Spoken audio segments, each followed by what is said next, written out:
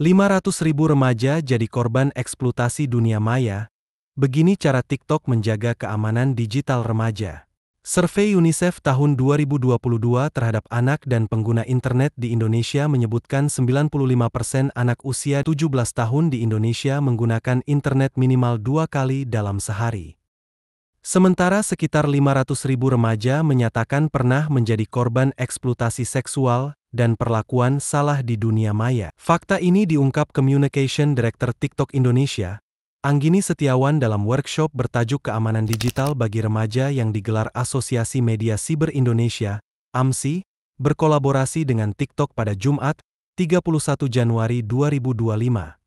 Workshop yang dipandu Bendahara Umum AMSI yang juga Pemret MNC Trijaya, Gaib Maruto Sigit menghadirkan 3 narasumber, yakni Communication Director TikTok Indonesia, Anggini Setiawan, pendiri Sejiwa Foundation, Diena Haryana, serta pemimpin redaksi Republika, Andi Muhyiddin. Lebih lanjut Anggini memaparkan, riset lembaga Sejiwa dan Western Sydney University juga menyebutkan para remaja ingin mendapatkan bimbingan dalam bentuk kreatif dan menyenangkan tentang cara agar mereka merasa aman di ruang digital. Sekitar 500.000 remaja rupanya menyatakan bahwa mereka itu pernah menjadi korban eksploitasi seksual dan juga perlakuan yang salah di dunia maya.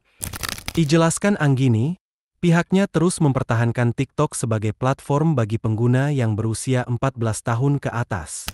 Nah, di sini gambaran ini sebenarnya kami ingin menggambarkan pendekatan kami sifatnya holistik. Apa sih maksudnya holistik? Di satu sisi ada kebijakannya, jadi kebijakan spesifik batas usia. Ini mengatur perlakuan kami terhadap remaja-remaja dengan kelompok usia tertentu. Kemudian kami di dalam aplikasi TikTok, kami menyediakan ragam fitur keamanan yang bisa dimanfaatkan baik oleh remaja maupun oleh orang tua agar pengalaman di TikTok mereka itu tetap positif dan aman, termasuk sumber daya-sumber dayanya. Dan selain daripada itu, kalau kita bicara di luar aplikasinya itu sendiri, ke publik, ke masyarakat, kami juga melakukan kampanye proaktif yang kami sebut dengan saling jaga. Salah satu contohnya adalah workshop dengan AMSI seperti ini. Sementara itu, pendiri Sejiwa Foundation, Diena Haryana menyebutkan, remaja berisiko rentan terhadap kekerasan seksual, perundungan, dan penipuan di dunia digital.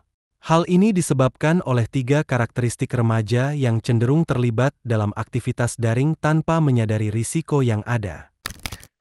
Mas Gaib, ini tentunya terkait ya dengan karakteristik dari para remaja itu secara umum. Kita tahu ya, kita punya anak-anak ini kalau lagi remaja tuh gampang sekali baperan, tuh ya, mood swing gitu ya. Kadang-kadang dia gembira, kadang-kadang sedih, dan ganti-ganti moodnya. Kemudian mereka rasa ingin tahunya tuh besar sekali, tapi juga impulsif. Gampang sekali kalau mereka ingin melakukan sesuatu tuh, kalau bahasa Jawanya tuh saktek saknyet gitu ya. Pemimpin redaksi Republika, Andi Muhyiddin mengibaratkan dunia digital terutama media sosial layaknya hutan belantara yang penuh risiko, sehingga peran dan pendampingan dari orang tua sangat diperlukan. Pada materinya yang berjudul, Menjelajahi Hutan Digital, ia mengungkapkan bahwa media sosial telah menjadi tempat bagi remaja untuk mengekspresikan identitas dan perasaannya.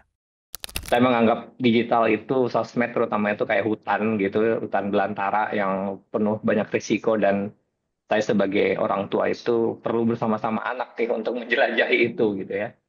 Yang paling penting yang pengalaman saya sih memang menciptakan komunikasi nyaman dan anak di dunia nyata sih. Ini juga dalam termasuk juga peran media gitu ya, yang sangat besar untuk bagaimana mengedukasi dan membagi konten-konten yang edukatif gitu ya. Mengutip data Southeast Asia Freedom of Expression Network, SAFNet, risiko-risiko dunia digital seperti pelecehan dan kekerasan berbasis gender online, KBGO, pada triwulan pertama 2024 terdapat 480 kasus. Jumlah ini meningkat 4 kali lipat dibandingkan tahun 2023, yang hanya 118 kasus. Saya sedikit ambil data dari SafeNet gitu ya. Memang tadi sempat juga ya Mbak Anggi juga udah sempat apa namanya share gitu ya dari sumber lain. Kalau SafeNet juga sama ya. Emang mengerikan gitu ya datanya dan melonjak banget. 2024 tuh melonjak signifikan gitu dari sebelumnya 118 kasus jadi 480 kasus, naik 4 kali lipat gitu ya.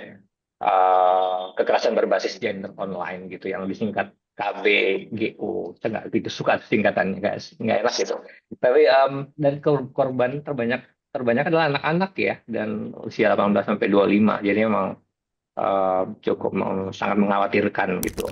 Kode etik jurnalistik menegaskan pentingnya perlindungan anak, sehingga para jurnalis dan media perlu lebih sadar akan peran mereka dalam mengedukasi masyarakat mengenai risiko yang dihadapi anak-anak di dunia maya.